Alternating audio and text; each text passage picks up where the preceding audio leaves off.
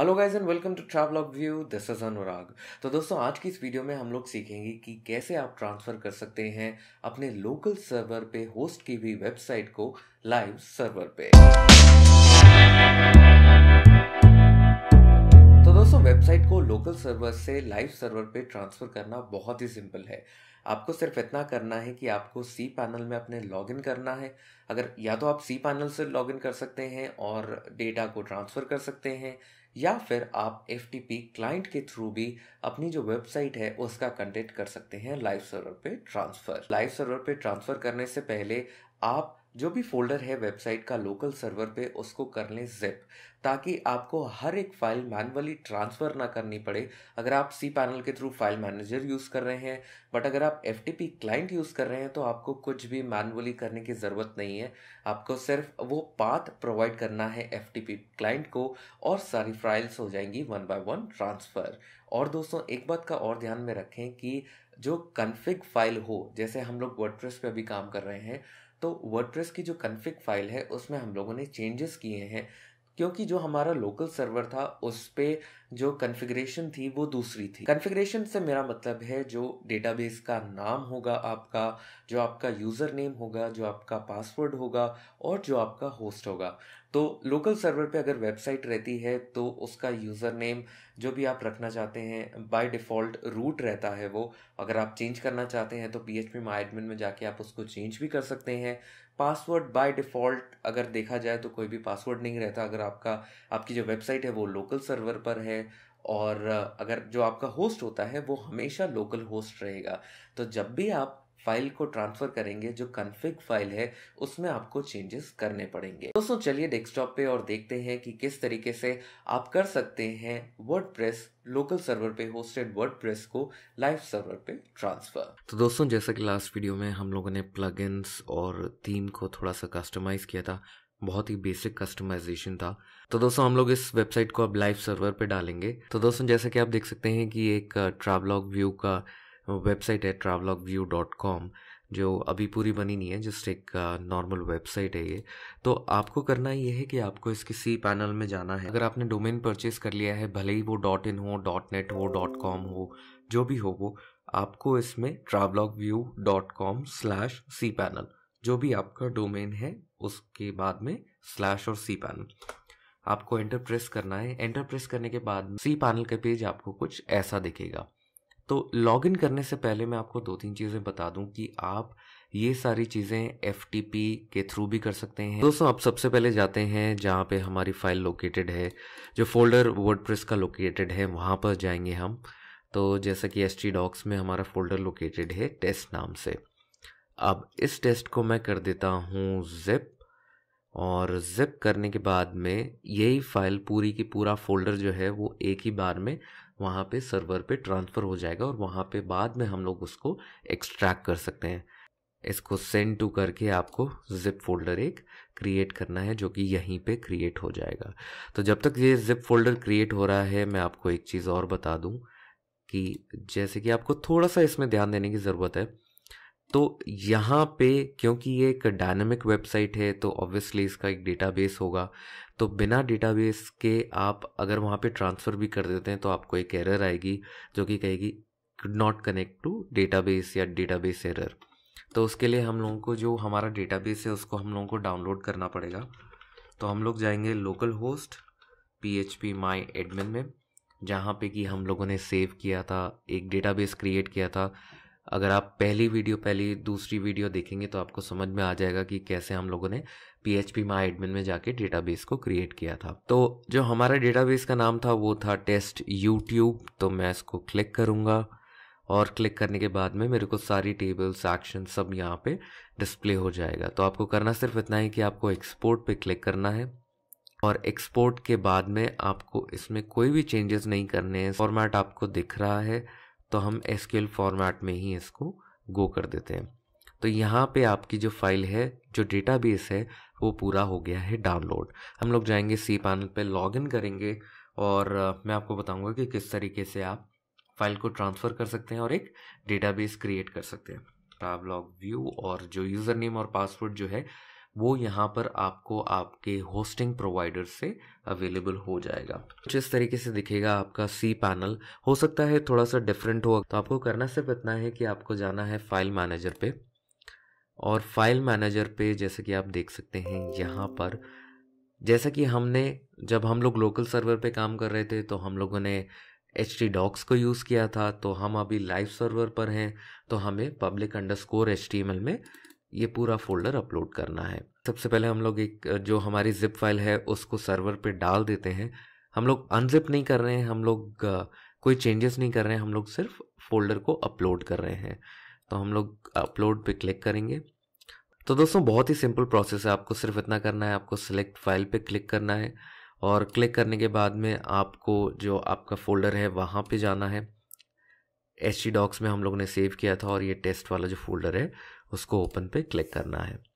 और जैसा कि आप देख सकते हैं यहाँ पर अपलोड जो है वो शुरू हो गया है। तो जब तक ये फाइल अपलोड हो रही है हम लोग एक डेटाबेस क्रिएट कर लेते हैं। तो अब आपको वापस से सारी चीज़ें इंस्टॉल करने की ज़रूरत नहीं है। जैसा कि हम लोग ने शुरुआत में किया था, आपका जो डेटा था जैसा था वैसा का वैसा अभी ट्रांसफ़र होगा। तो डेटाबेस को क्रिएट करने के लिए हम लोग सबसे पहले जाएंगे MySQL डेटाबेसेस में। अब यहाँ पे एक विज़र्ड होती है जो कि आपको एक यूज़र असाइन करके देती है। एक यूज़र आप क्रिएट करेंगे अपनी वेबसाइट के साथ में, और जैसा कि हम लोगों ने वहाँ यूज़र नेम दिया था रूट, और पासवर्ड कुछ भी नहीं रखा था। यहाँ पर यूज़र नेम मैंडेटरी है, पासवर्ड मैंडेटरी है, और जो होस्ट है वो लोकल होस्ट ही रहेगा। तो हम लोग एक नया डेटाबेस क्रिएट कर लेते हैं। तो डेटाबेस में सबसे पहले मैं नाम दे देता हूँ डेटाबेस को टेस्ट यूट्यूब। आप वही नाम रखें तो अच्छा रहेगा, ताकि आपको याद रहेंगी चीज़ें कि कैसे आपने क्या क्या चेंजेस करने हैं। तो यहाँ पे हमारा डेटाबेस क्रिएट हो गया है। अब डेटाबेस क्रिएट करने के बाद में आपको उस पर एक यूज़र को ऐड करना पड़ेगा। तो यूज़र नेम जैसे हम लोगों ने वहाँ पे रूट दिया था, तो आप कुछ भी दे सकते हैं। मैं दे देता हूँ travelog admin। तो अगर आप पासवर्ड जनरेट करना चाहते हैं तो आप पासवर्ड जनरेट कर सकते हैं। यहाँ पे ऑटोमेटिकली पासवर्ड आपका जनरेट हो जाएगा, बट ये ध्यान रखें कि उसको एक सेफ जगह स्टोर कर लें, ताकि जस्ट इन केस अगर आप पासवर्ड भूल भी जाते हैं तो आपको याद रहे। तो यहाँ पे हम लोग पासवर्ड क्रिएट कर देते हैं। तो जैसा कि मैंने यहाँ एक पासवर्ड क्रिएट कर लिया है, और यहाँ पे मैं क्रिएट यूज़र कर देता हूँ। तो यहाँ पे हम लोगों ने phpMyAdmin के लिए डेटाबेस क्रिएट कर लिया, एक यूज़र क्रिएट कर लिया। अब डेटाबेस और यूज़र को दोनों को हम लोग कनेक्ट करेंगे। कनेक्ट कैसे करेंगे? कुछ भी नहीं करना है आपको, और स्क्रॉल करेंगे, यहाँ पे लिखा हुआ है ऐड यूज़र टू डेटाबेस। तो हम लोग क्या करेंगे, यूज़र हम लोगों ने क्या बनाया, travelog admin। डेटाबेस हमारा कौन सा बनेगा, travelog_test_youtube। बस ऐड पे आपको क्लिक करना है। नेक्स्ट स्टेप में आपको सारी परमिशंस मिलेंगे कि जो भी यूज़र को जो भी आप प्रिविलेजेस देना चाहते हैं आप वो दे सकते हैं। तो मैं यहाँ पे ऑल प्रिविलेजेस दूंगा, कि उसको अगर डिलीट करना है, इंडेक्स करना है, सेलेक्ट करना है, ये सारी एसक्यूएल की कमांड्स हैं जो कि यूज़र phpMyAdmin में जब लॉगिन करता है, अगर एसक्यूएल के थ्रू वो कमांड पास करना चाहता है तो वो कमांड को पास कर सकता है। तो आपको सिर्फ इतना करना है कि मेक चेंजेस पे क्लिक करना है। क्लिक करने के बाद में यहाँ पे आप देख सकते हैं कि डेटाबेस असाइन हो गया है, सारी परमिशंस आपने असाइन कर दी हैं। तो हम वापस आ जाते हैं होम पेज पे। अब मैं आपको दिखाता हूँ कि हमारा डेटाबेस कहाँ पे क्रिएट हुआ है। तो हम लोग जाते हैं phpMyAdmin। ये सेम इंटरफेस है जैसे कि आपने लोकल होस्ट पे देखा था, लोकल सर्वर पे देखा था। दोस्तों कुछ इस तरीके से दिखेगा आपका लाइव सर्वर का जो phpMyAdmin का पैनल है, वो जो डेटाबेस है बेसिकली वो। तो अब यहाँ पे जब आप क्लिक करेंगे तो यहाँ पे क्लिक करने के बाद में आपको कुछ भी नहीं दिखेगा, क्योंकि जो भी टेबल्स थी तो वो डेटाबेस अभी इंपोर्ट नहीं किया है हम लोगों ने सिर्फ डेटाबेस को क्रिएट किया है।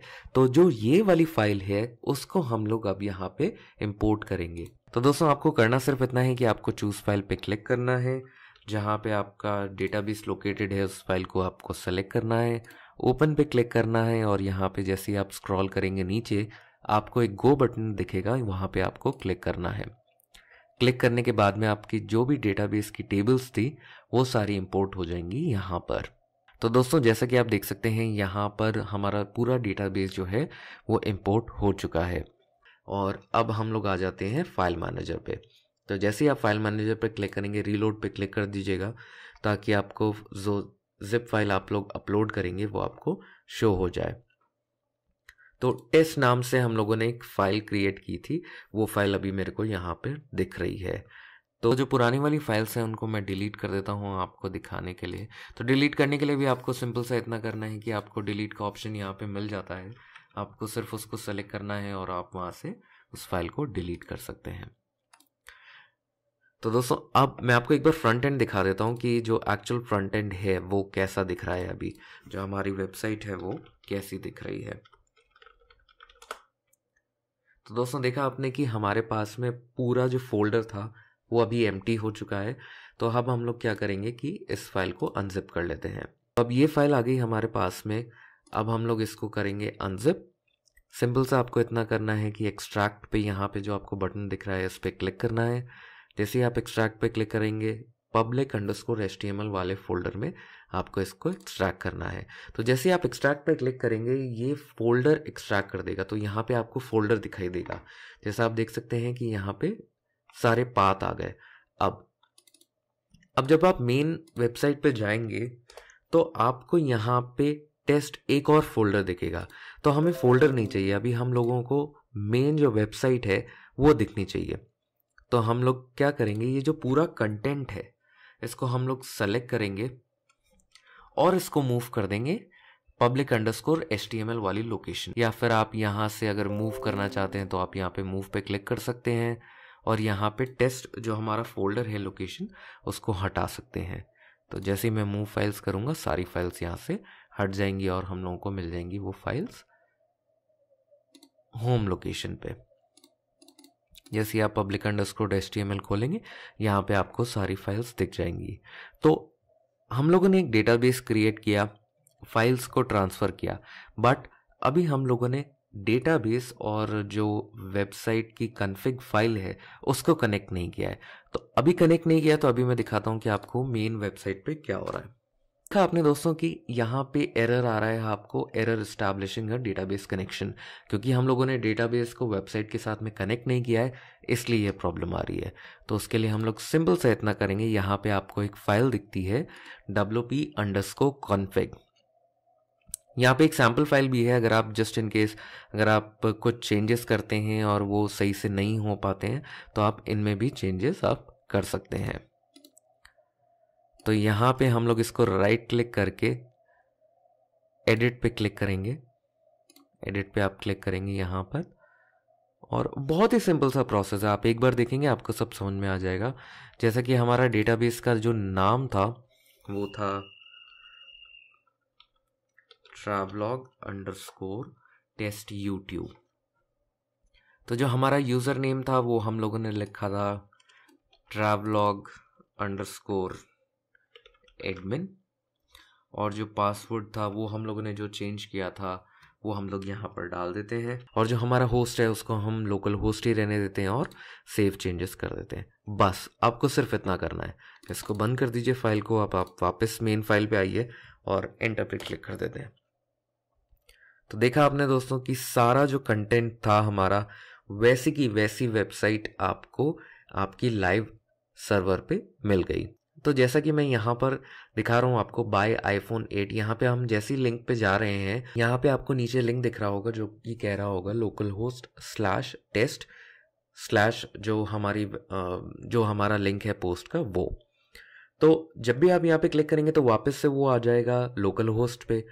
तो हमें लोकल होस्ट पे वापस नहीं जाना, तो हम लोगों को बहुत ही एक माइनर सा चेंज करना होगा। तो आपको सिर्फ इतना करना है कि आपको डेटाबेस में जाना है। डेटाबेस में आपको एक टेबल मिलेगी ऑप्शंस के नाम से, ऑप्शंस पे आपको क्लिक करना है। तो हम लोगों को यहाँ पे साइट का जो URL है उसको चेंज करना है। तो हमारा जो साइट का URL है वो है travelogview.com और जो हमारा होम है, जो हमारा होम पेज है वो भी हमारा यही है। तो हम इसी को कॉपी कर देते हैं यहाँ पर और इसको पेस्ट कर देते हैं यहाँ पे।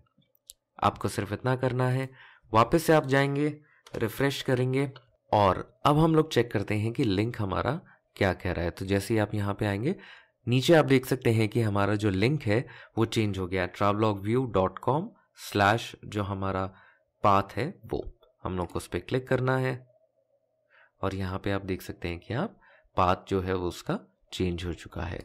तो दोस्तों देखा आपने कि कितना सिंपल है लोकल सर्वर से वेबसाइट को लाइव सर्वर पे ट्रांसफ़र करना। आपको सिर्फ 2-3 बातों का ध्यान रखना है। सबसे पहली बात कि जो भी आपका फ़ोल्डर है उसको आप ज़िप कर लें ताकि कोई भी फ़ाइल आपसे मिस ना हो। दूसरी चीज़ जो आपकी कॉन्फ़िग फ़ाइल है उसमें हमेशा ध्यान रखें कि आप चेंजेस कर लें ताकि जब आप फ़ाइल को ट्रांसफ़र करें तो उसमें आपको एरर ना मिले डेटाबेस कनेक्शन के लिए। और दोस्तों तीसरी बात जो आपको ध्यान में रखनी है वो है पाथ। तो दोस्तों जब आप लोकल सर्वर से आप ट्रांसफ़र करेंगे लाइव सर्वर पे तो ऑब्वियसली जो उसका पाथ है वो चेंज हो जाएगा लोकल होस्ट स्लैश जो भी आपका फोल्डर का जो पहले पाथ था उससे। तो आपको ये बात में ध्यान में रखनी है कि आप वो पाथ कहाँ पे जाके किस लोकेशन में डेटाबेस में जाके उसको चेंज करें ताकि सारे लिंक्स जो हैं वेबसाइट पे वो हो जाएं चेंज। तो दोस्तों इस सीरीज का ये आखिरी वीडियो था। आई होप कि आपको कुछ समझने और कुछ सीखने को मिला होगा। तो दोस्तों आज की वीडियो में बस इतना ही। Thank you so much for watching this video and I hope कि ये वीडियो आपको पसंद आया होगा। तो दोस्तों अगर आपको ये वीडियो पसंद आया हो प्लीज लाइक करिए, शेयर करिए, कमेंट करिए और सब्सक्राइब करिए चैनल को। This is Anurag signing off.